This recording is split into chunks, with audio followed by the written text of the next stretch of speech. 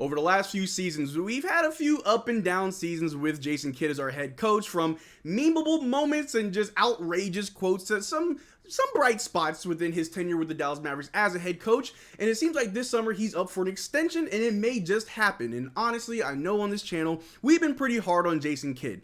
But as of late, as I've given myself some time to really think about it, it's not the worst thing that could happen. Is Jason Kidd a top coach in the league?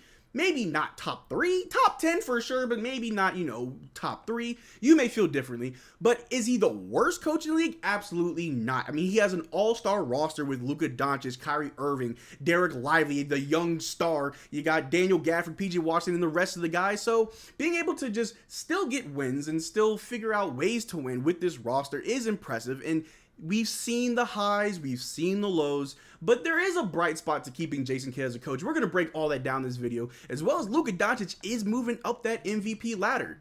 But how's it going, everybody? My name is Marcel Martin. This is Mavs Digest, bringing you the latest news on everything Mavericks related. And before we get started, as always, 63.7% of you guys watching are not subscribed. That number is slowly going down day by day. But if you want to stay up to date on all the videos, the live streaming, all the content that we're bringing you that's all Mavericks related, make sure you subscribe so you don't miss out on a single thing. But like I said, Jason Kidd, it looks like a contract extension is in the works, as it was reported that Jason Kidd is hopeful to sign a contract extension with the Mavericks this summer, per Sam Amick. And I took a while to really take it in and form a real opinion based on just facts of what I've seen and what I know versus just, oh, he's Jason Mid. We know what to expect. We should just move on and get Mike Budenholzer. And if you thought I was going to say that, you may not be too far-fetched from that, because there was a point in the season where, yes, I was calling for Jason Kidd's job. I wanted a better coach, and it was very just a knee-jerk reaction and just living in the moment. But it was coming from a place of, I know how great this team can be. I know how far we can go. Why aren't we achieving? And as of now, at the time of this recording, we are sitting at the 6th seed, where I believe we could honestly and confidently hit that 4th seed before the end of the season. But I'm fine if we stay in the 6th seed. And Jason Kidd, like I said in the intro, some ups, some downs. It's been not the best time with Jason Kidd, but it hasn't been the worst. There have definitely been moments that we just love from Jason Kidd. I couldn't find the video, but I know Mavericks fans know what I'm talking about. A few years back when he was on the sidelines during a playoff game, just coaching, yelling, pointing, getting active in the game. That was a moment that Mavericks fans will never forget, that we really thought that Jason Kidd was taking everything from his coaching repertoire to a whole nother level, that we were going to see a new Jason Kidd. Only to then the next following season, up until today, really, where he just drops these memeable quotes back to back. And the first one we're going to talk about, this right here. Jason Kidd on the sideline every time the Mavs are getting blown out.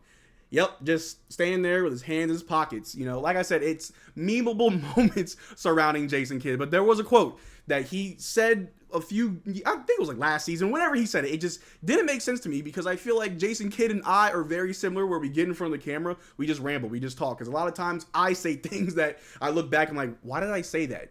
But this right here, Jason Kidd said, we're going to turn this team around 360 degrees.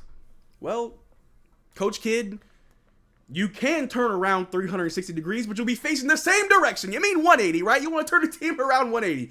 We all got what he was saying, but it's moments like that where, like, bro, what's going through your head right now? And another quote that may not be as funny, as it really did ruffle a lot of Mavericks fans the wrong way.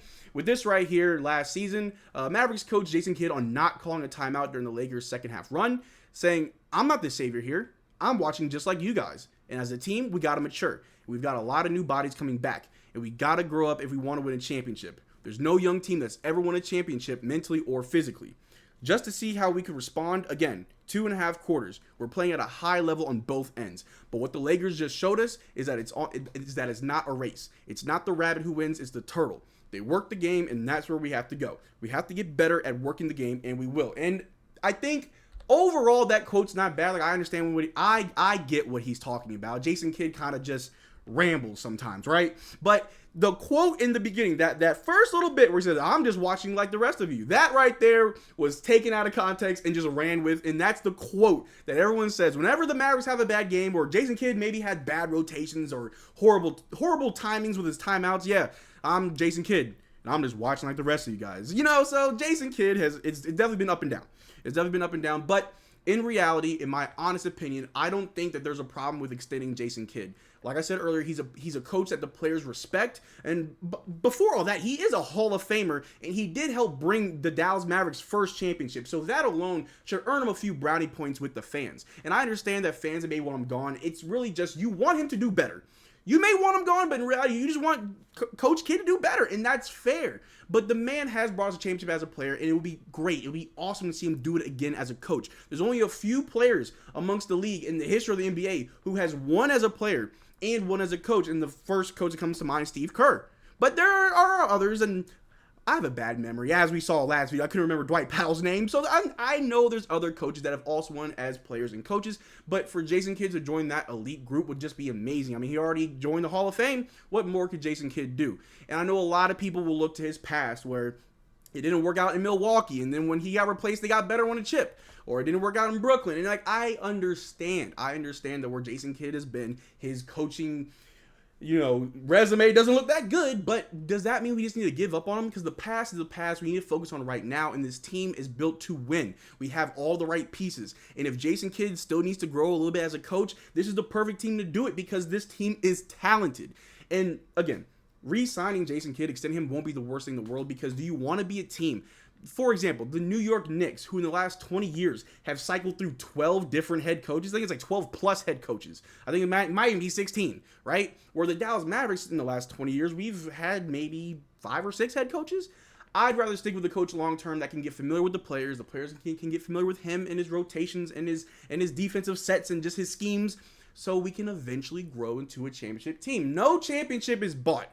No championship just happens overnight. We're not a super team here, right? This isn't the Miami Heat, and we know how we feel about the Miami Heat. So give Jason Kidd his props, give him his flowers, be thankful that we have a coach that the players actually want to play for. It'll be a different story if this was a coach where no one listens to him, no one respects him, because we've seen what happens to coaches like that in the league. So I hope he gets his extension. I hope he's here long term, because if we can't win it this year, the next year, we are going to be solid. But that's not the only thing that we got to talk about today, because that man, Luka Doncic, is moving up the MVP ladder. And we can see it right here. Luka Doncic's stupendous play down the stretch pushes him up to the number 2, while Nikola Jokic continues to lead the way in the latest NBA app Kia MVP ladder. And you'll love to see it. And who did he just jump to get in that second place? You see it. I see it. Shai Gilgeous-Alexander, the fraud, the free throw merchant. And as Mavericks fans, and I mentioned the Miami Heat before, so it kind of all comes full circle. We don't like free throw merchants. It's not ethical basketball. So it's good to see that Luka Doncic has moved into that second place for the MVP ladder. And Nikola Jokic said it, the last time that we played the Nuggets, he believes that Luka Doncic deserves the MVP. I mean, I understand Nikola Jokic really just cares about his horses, right? That's his full-time job. His part-time job is being an NBA player. But it's good to see that our boy Luka Doncic is finally getting the credit he deserves. The national media is starting to come around and see that, hey, the Dallas aren't pretenders. We're contenders. And it's a feel-good moment, because if we could get Luka Doncic to win MVP, if we can go to the finals and maybe even win the whole thing, and Luka Doncic wins a finals MVP, or better yet, if Derrick Lively or Josh Green or just some random person or Kyrie could win finals MVP, it doesn't matter. It would just make this whole season just another lightning in a bottle moment like we did in 2011, and it would just make for a magical story that every championship that the Mavericks win was never easy, it was never bought, it was all earned. And like I said, Luka Doncic has been having an MVP caliber season, and the stats do support that. We see right here, he's averaging 33.9 points, 9.1 rebounds, 9.8 assists, 48% from the floor, shooting 37% from 3, 78% from the free throw line, and it's crazy. A lot of those are better than his career averages. Just year over year, Luka Doncic just continues to improve. What's his ceiling? I don't know. I don't know if he has one. I don't know if there's one that exists. It's just way too high. You can't see it. Luka Doncic is in a league all of his own, and he finally has a team to support him in these MVP claims, because we all heard him say, oh, he's not, the Mavericks don't have a winning record, or they're in the 7th or 8th seed. Why should Luka get MVP? If Luka Doncic and the Dallas Mavericks can move up to that 4th seed, I believe that he has a legitimate shot at winning MVP. Because for whatever reason, an individual award is now tied to your team's record, and we're not going to get into all of that, because we all know how it is as Mavericks fans. The media never wants to give us our credit. But Luka Doncic has been putting on a complete clinic all season, and you just love to see it, and just more to support the claims that Luka Doncic is an MVP right here. In the last 10 games, 30.7 points per game, 9.8 rebounds per game with 1.1 offensive rebounds per game, 10.1 assists per game, 4.2 turnovers, but that's fine. He gets the assists. 1.5 steals a game, 0.1 blocks, shooting 44% from 3 on 23.8 attempts, shooting 35% from 3 with 11 attempts a game, and shooting 81% from the free throw line, which is higher than his season average.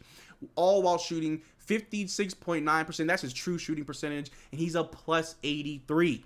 What more does the man have to do? Does he have to put on a lab coat and cure cancer to be the MVP? I don't know. They're making it seem like the man just has to walk on the moon or do just something just astronomically unreasonable to win MVP.